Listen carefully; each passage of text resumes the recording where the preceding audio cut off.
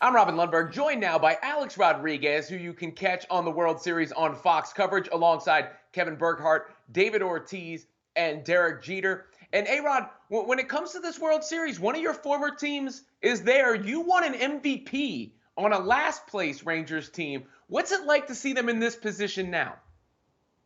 Well, it's great to see them. There's such a great baseball town, and I got to tell you, I'm a little jealous because that new stadium's beautiful, and I wish I had a roof to play under because it's absolutely magnificent to watch.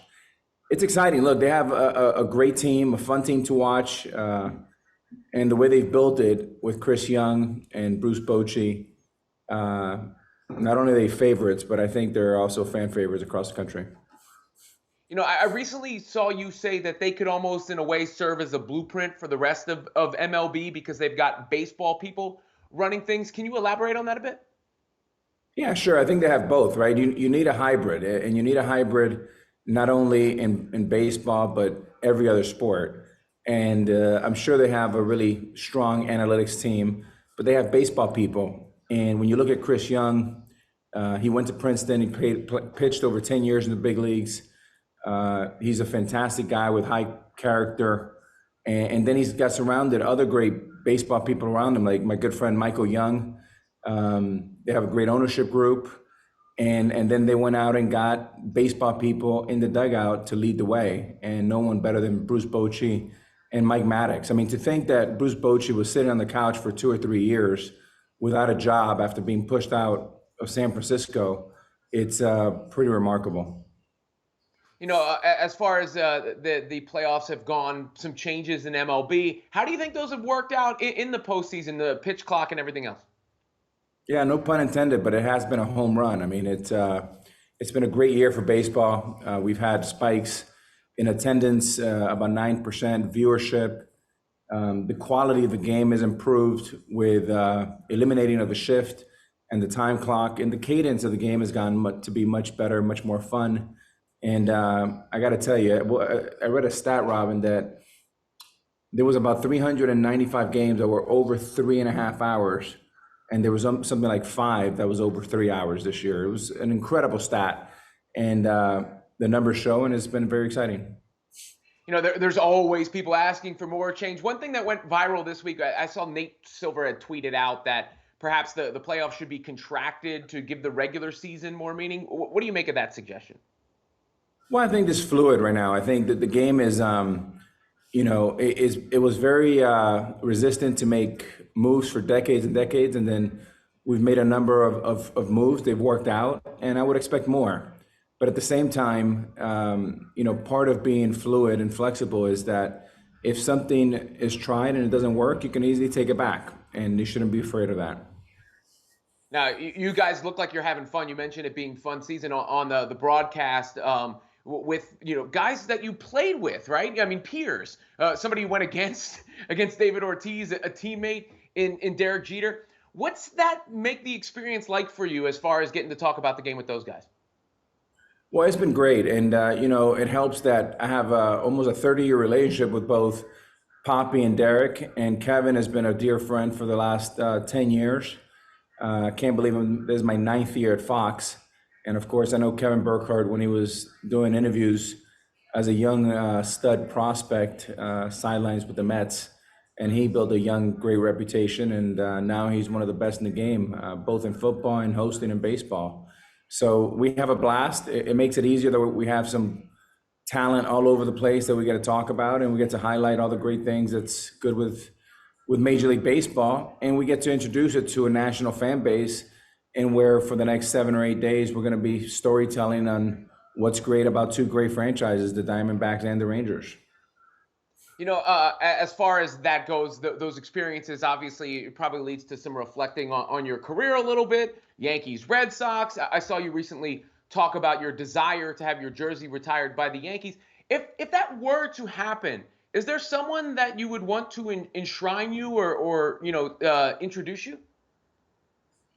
Man, I guess those things are more emotional because obviously you go through life and you go through your ups and downs, but those kind of celebrations are good to share with your, with your family, my mother, my daughters, and and loved ones. And my time in New York was great. My time in Dallas, Texas, and the Metroplex area here in Arlington was fantastic.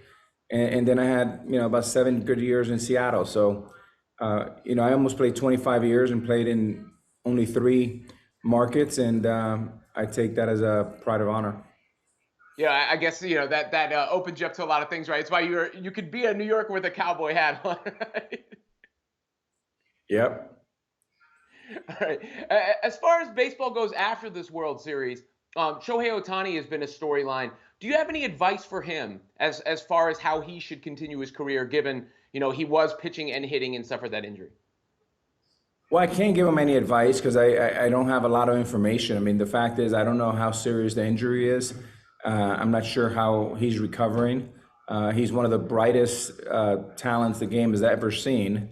And, when you look at the history of the game, that's well over 125 years, is a two-man class with him and Babe Ruth. And that's it. It's so Babe's not around to give him advice. I'm certainly not in a position to give him any advice. The only thing I would say is, money's not the most important thing. Is especially for a guy like him who has to pitch and hit, and that's a routine that I can't relate with. It was hard enough for me to be a shortstop, third baseman, and a hitter. To think that you have to pitch is pretty incredible. So I do think that the chances of him staying with the Angels at least another year increases by the injury because of familiarity he has to that market. Now, obviously, you really love the game, so you're super excited for this World Series, the Diamondbacks and the Rangers. What would your message to fans be out there who maybe haven't seen as much of these teams or aren't as familiar as to why this World Series is going to be one to really watch?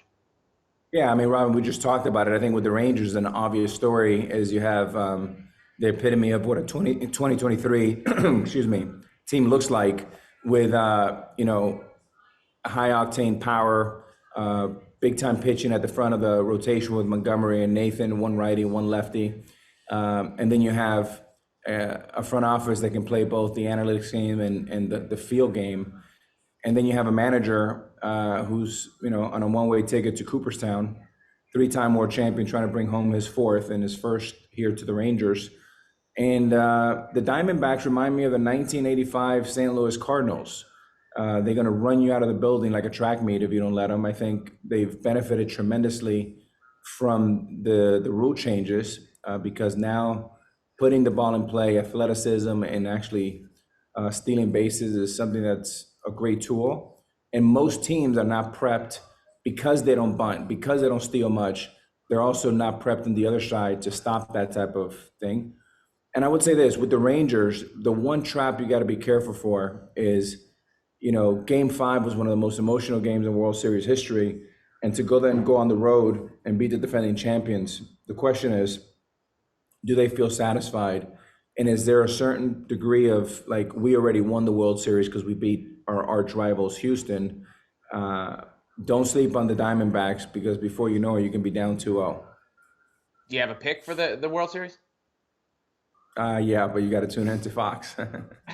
All right. Well, that's a good enough segue for me. World Series coverage on Fox. You can catch Alex Rodriguez there alongside Derek Jeter, David Ortiz, and Kevin Burkhardt. A-Rod, appreciate the time.